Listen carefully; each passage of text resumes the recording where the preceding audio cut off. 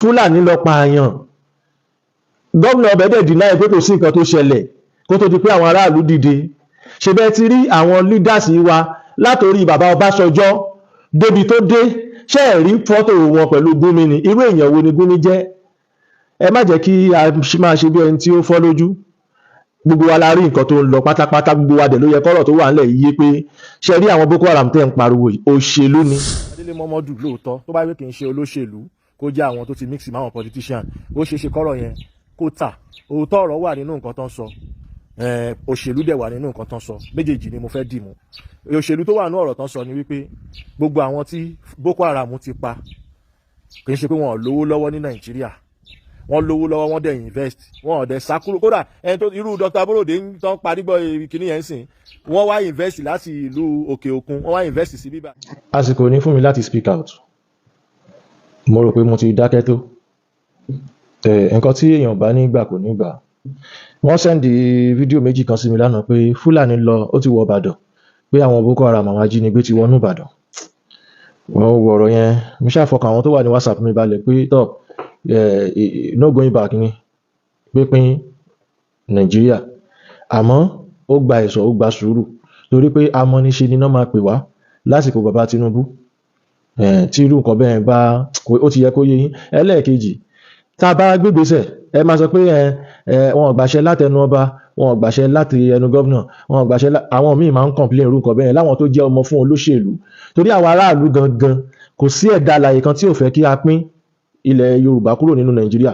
Bá àwọn tó ń jẹun lábẹ́ òṣèlú tí wọ́n rántí ọmọ wọn, wọ́n rántí ìgbẹ̀yìn wọn, wọ́n rántí pé àwọn kan ti jẹ mínísítà rí tó ti padà fọlá pètàn, wọ́n rántí, wọn ò fẹ́ kọ̀ nǹkan tó máa padà gbẹ̀yìn situation yẹn, bọ̀ torí pé wọ́n ń jẹ lọ́wọ́ oríṣiríṣi àwọn agent náà máa rán wá.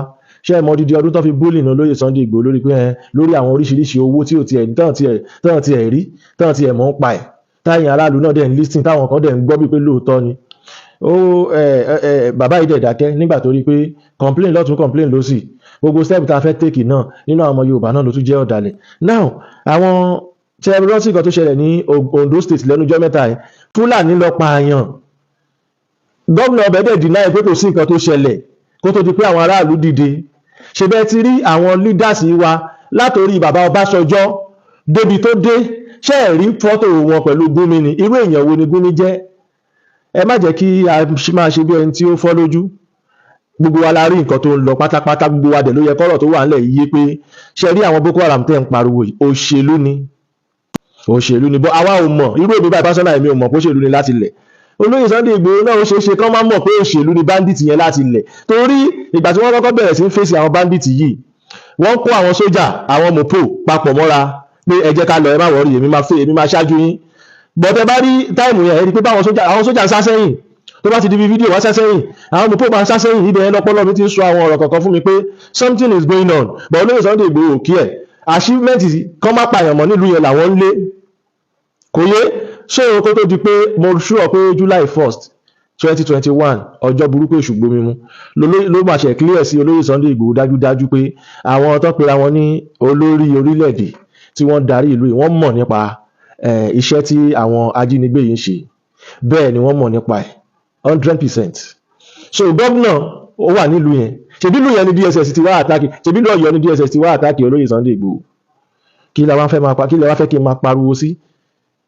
Kí lẹ fẹ́ kí n máa pariwo sí? Mi tó bẹ́ẹ̀ láti pariwo, torí pé odidi ọdún méjì àbọ̀ lèmi kékeré tí mi ti ẹ̀jẹ̀ nǹkan kan láàrin yìí náà fi iṣẹ́ mi sílẹ̀ tí mi ò ṣiṣẹ́ rárá torí Yorùbá Nation. Ọ̀lẹ aláìníṣẹ́ màláwọn èèyàn máa ń pè wá, gbogbo yẹn lè jẹ́rìí sọ̀rọ̀ tí mo ń sọ yìí, ọ̀rọ̀ àtúnkáyàn lára débi pé èèyàn tún wá máa sunkún bí egbére lórí social media. Àwọn èèyàn dẹ̀ máa fi wá ṣe yẹ̀yẹ́, wọ́n á tún pàdé wa nínú ọjà, àwọn èèyàn tún máa mú wa ṣeré. Àwọn ọmọ tó jẹ́ ọmọ Yorùbá wọn kà á sí nígbà yẹn, oníkálùkù ṣẹ̀ṣẹ̀ ń realize nísìn pé àwọn pípọ̀ ìdẹ̀ sọ kìíní eré dẹ̀ làwọn pé kódà wọ́n rò pé wọ́n fẹ́ lo Olóyè Sunday Igboho fún other party láti against next election ni, which is kò rí bẹ́ẹ̀, wọ́n gbogbo wa náà láti rí báyìí. Ẹlẹ́ẹ̀kejì, nǹkan tí àwọn èèyàn tó fi ń lọ̀ mí tí mi ò nífẹ̀ẹ́, mo rò pé mo ti pariwo tó pé èmi ọmọ yín Saheed Ire mo mọ̀ nípa nǹkan báyìí, mo jẹ́ ẹ̀kan nínú akọrin, but music yẹn during Yorùbá Nation yẹn ó crash. Gbogbo wa la mọ̀ pé way of the movement ó crash ní time Yorùbá Nation, torí mo fi gbogbo nǹkan tí mo ń ṣe sílẹ̀ nítorí pé mo nífẹ̀ẹ́ ilẹ̀ mi, èmi ò wá tètè gbọ́n pé èèyàn máa ń fọwọ́ ọ̀tún ṣiṣẹ́ fọwọ́ òsì ṣe tìlú ni ọgbọ́n yẹn ò sí lọ́pọlọ tèmi náà mo kàn wò pé gbégbégbé kájọ gbé ó wà fẹ́ tì mí o torí pé ìyàwó mi tó bímọ ń gbà yẹn mo dúpẹ́ lọ́wọ́ gbogbo ẹ̀yàn ọmọ Yorùbá ẹ̀ rí pé operation ló fi bímọ torí mi ìyà sí ni ìráyè tiẹ̀ rárá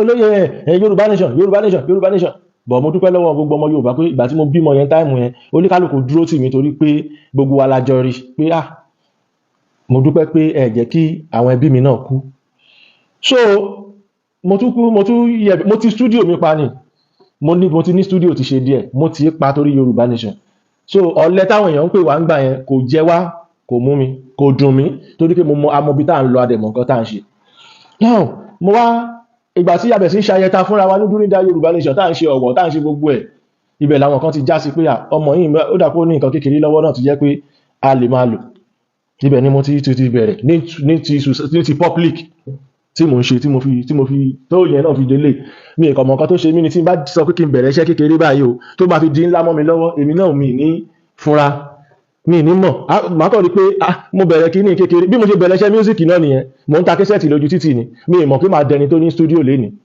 so ìgbà tí mo tún bẹ̀rẹ̀ iṣẹ́ tradition yìí náà wẹ́rẹ́wẹ́rẹ́ mo tún ráwọn èèyàn tó tún fún mi lówó pé Saheed nǹkan tó ń ṣe yìí ṣe mọ̀ sórí igbá kó máa ta wọ́n á tún fún mi lówó wọ́n á tún help mi wọ́n á tún ṣe òun ni mo fi délé so ó rí bẹ́ẹ̀ kí la ti wá ń gbọ́ pé èmi tí mo jọmọ sí yín tẹ̀wọ̀n pé mo jọmọ sí yín tí ìṣòro ò bá ti wá di red tí ò bá ti bàjẹ́ tán kì í rántí pé ọmọ yìí náà dẹ̀ mọ́ kíní yìí ẹ ti lọ tán nǹkan tó wá bú mi ṣe program yẹn ni pé tí bá ní kí n máa play voice note bíi 6 ló ti wà lọ́wọ́ mi lénìí but program mi kan ní last month wọ́n wá sọ́dọ̀ mi wọ́n ní wọ́n fẹ́ ṣiṣẹ́ wọ́n dẹ̀ ṣàlàyé mo ní iṣẹ́ ìsà tẹ́ ẹ bá máa ṣe ó máa ná yín ní 800,000 wọ́n wá ní àwọn ò ní owó yẹn lọ mo ní tọ̀ pé ẹ lè lọ sí ibi tí ẹ bá ti wò pé bóyá wọ́n lè maintain but explanation tẹ́ ẹ ṣe yìí issue is strong bí o nǹkan tẹ́ ẹ dẹ̀ máa ná tẹ́ ẹ bá fẹ́ wá standard yẹ báyìí ni o wọ́n wá gbé iṣẹ́ fún ẹnìkan ní ṣé Èkìtì ni wọ́n pè ní Èkìtì àbí Ondo ibì kan ṣáà lé Ondo state yẹn mo ti gbàgbé mi lè wá voice note yẹn jáde so wọ́n wá san ẹni yẹn wá sọ fún wọn oye tán máa ná ó wá ní kò sí wàhálà báwo lẹ ṣe expect pé iṣẹ́ tí ẹnìkan fẹ́ ṣe ní 800 ẹ máa rí ṣe ní 350,000 ẹni yẹn wá gba owó yẹn láti November last year March láwa yìí wọn ọ̀rẹ́ nìyẹn pè mọ́ ẹni yẹn ó ṣàṣòwò yẹn báṣabàṣa àti iṣẹ́ àti kan kò sí nǹkan kan tí brother yẹn wá padà wá sọ́dọ̀ mi pé Mr. Saheed òun ṣẹ̀ṣẹ̀ mọ gúdù yàtọ̀ sí bad ni o kì í ṣe pé ṣẹ̀ṣẹ̀ mọ gúdù yàtọ̀ sí bad Saheed Ire ọmọ yín tó ń sọ̀rọ̀ ẹ ti mọ̀ ọ́ ti pẹ́ àfẹn tó bá kàn fẹ́ ṣàbòsí nínú yín nìkan lókù mi ò dẹ̀ ní bad result láàrin yín pé Saheed Ire ṣe nǹkan báyìí fún mi ò lè ṣe ni ilé rẹ̀ náà ti bí mi ẹni tó dẹ̀ jẹ́ bàbá nígbẹ̀jọ́ mi ẹni dáadáa ni kì í ṣe ìka èèyàn mi ò lè ṣe ìka fún yín ni àmọ́ nǹkan tí màá ṣe tó máa fi inú yín dùn ọbẹ̀ tí ó dùn owó ló máa pa torí máa lọ ra nǹkan lọ́jà ní mi ní mérekù kankan tí mò ń ṣe níbí mi ìṣẹ́ni tó máa gbọ́wọ́ léèyàn lórí pé olúwa gbà ẹ́ là irọ́ ni máa produce nǹkan fún yín ẹ gbà Ọlọ́run á bá yín fore sí o ètùtù tó bá yẹ ká ṣe sí a máa ṣe sí náà ẹ tún máa wo the same this mommy ń sìn àwọn wọ́n ti ṣe ń disturb mi lọ́wọ́lọ́wọ́ lára ṣe ń kan mí ni mo ṣe wá ṣe program yìí.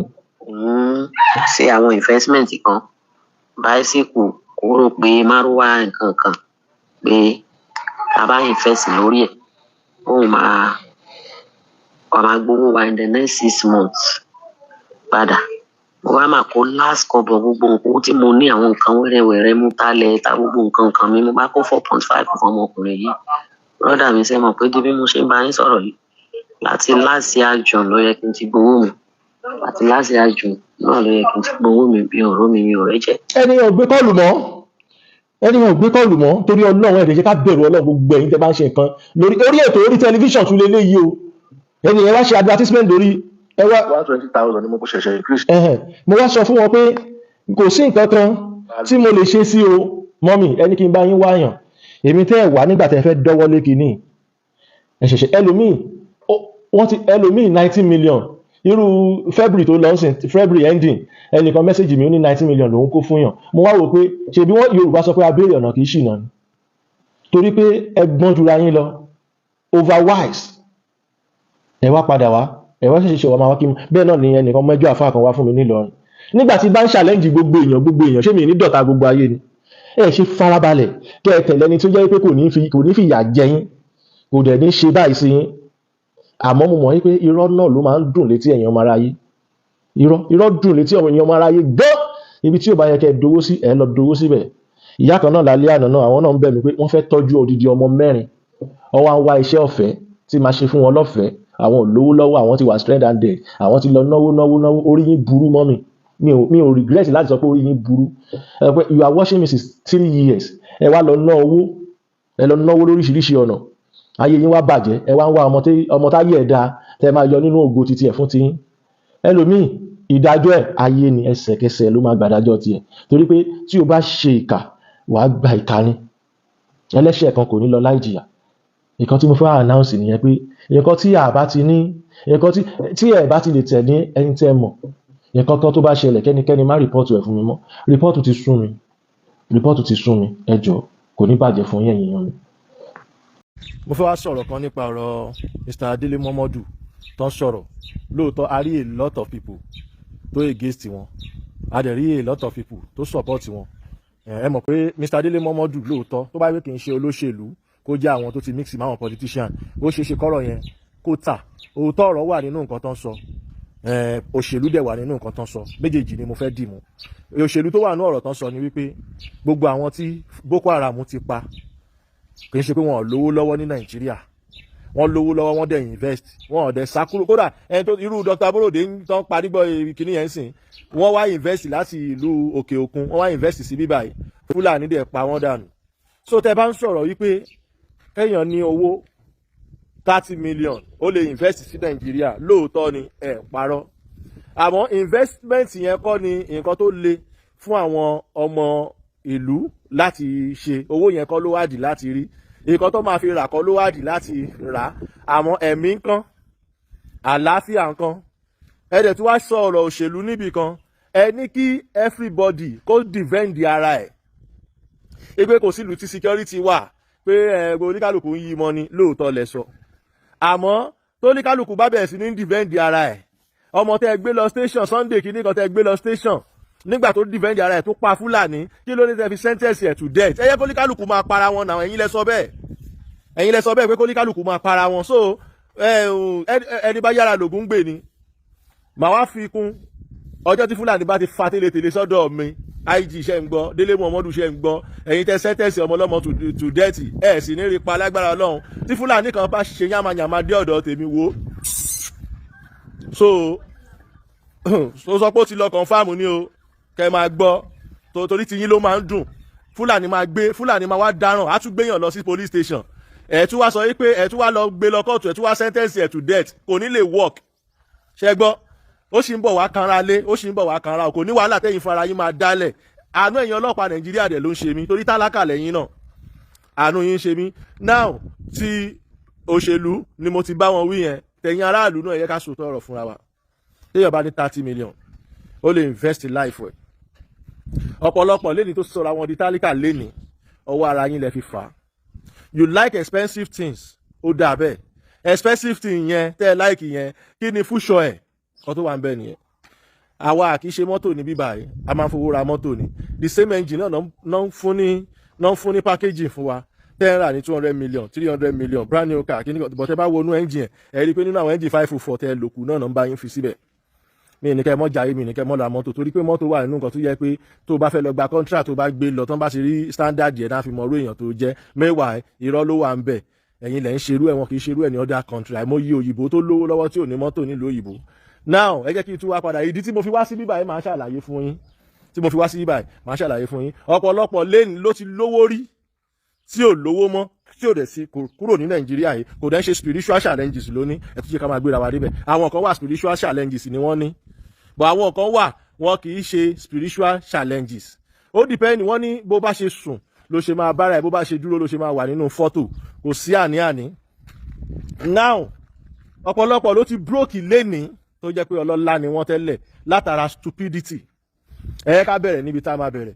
Ìwọ àwọn míì wà tó jẹ́ pé ẹ máa fẹ́ ṣe wedding, ẹ máa fẹ́ ṣe ìgbéyàwó, torí pé ọmọbìnrin yẹn sọ pé kẹ́ ẹ pariwo, kò rántí nǹkan tóun máa jẹ, kò rántí àrọ́mọdọ́mọ òun tóun máa bí, kí ni wọ́n máa já wá sọ pé kẹ́ ẹ lọ yá owó, ẹ wá lọ yá owó, ẹ wá fi ṣe wedding. Ṣé ẹ ponú ni àbẹ́ dìdìrìn?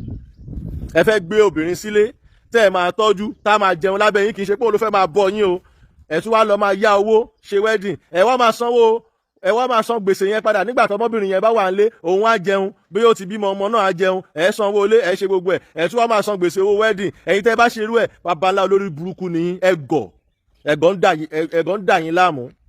Ẹlẹ́ẹ̀kejì, torí pé o ti jọ̀gá lẹ́nu iṣẹ́, o wá wò pé iṣẹ́ ìjọba ni, wọ́n lè pin anybody at any time, wọ́n lè gbé kúrò lọ́wọ́ yín kán gbé lọ sọ́wọ́ ẹlòmíì. Àwọn nǹkan tí wọ́n request fún, ẹ sọ àbúrò yín di olówó, ẹ sọ ẹ̀gbọ́n yín di ọlọ́lá, ẹ support wọn. Ẹ wá ń fi owó ra irun bone straight, ẹ̀yin náà máa rí lé oní bone straight lénìí, oríṣiríṣi irun ńláńláńláńlá. Tẹ́ bá dẹ̀ wo àwọn òyìnbó tó ń tà fún wa, wọ́n kì í lo àwọn irun yìí. Fúlàní tó ń da màálù kì í jẹ màálù, àjà òfúnra àjà yín jìn, torí pé ẹ̀yin gangan fún ara yín gan ẹ̀gọ̀ tí èèyàn bá ti ní òye tí ò lè dá rorí fún ara ẹ̀, ìdàkudà ni wọ́n máa da orí ẹ̀. Kì í ṣe gbogbo poverty infect country yìí, kì í ṣe ìjọba ló kọ̀ sí ẹ̀. Tí ẹ̀yin fún ara yín bá ríra yín bí ara yín, tẹ́ẹ̀dẹ̀ mọ̀ pé ẹ máa ṣúrọ̀ láti control ilé ara yín, ìgbésí ayé yín kò lè sí lọ́wọ́ ìjọba àtọ̀, ẹ gbàgbé ẹ̀. Now mọ́mí Remide ṣó wà ń bí, ó fẹ́ ṣe nǹkan ni wá, mo fẹ́ sọ̀rọ̀ ni, ṣe rí bí mo fẹ́ sọ nǹkan tí ó mọ̀ lénìí, máa bọ̀, mo fẹ́ sọ nǹkan tí ó mọ̀, torí kò sóbìnrin tí ò dáa, kò dẹ̀ sóbìnrin tó dáa. Tí ọkùnrin bá ti mature, challenges tó bá wù kó ní látara ìgbéyàwó, á fi ọpọlọ orí ẹ̀ control ẹ̀. Nǹkan tó mọ̀ lénìí màá sọ nínú fídíò kí gbogbo ayé lè rí. So oníkálukú á lọ máa bọ̀, oníkálukú máa mọ ibi tó ti ń fall, especially nínú ìgbésí ayé. Ṣé rí ilé yìí, mo mú owó kan pamọ́ láti mo ti fẹ́ ìyàwó mi sìn over 3.5 years.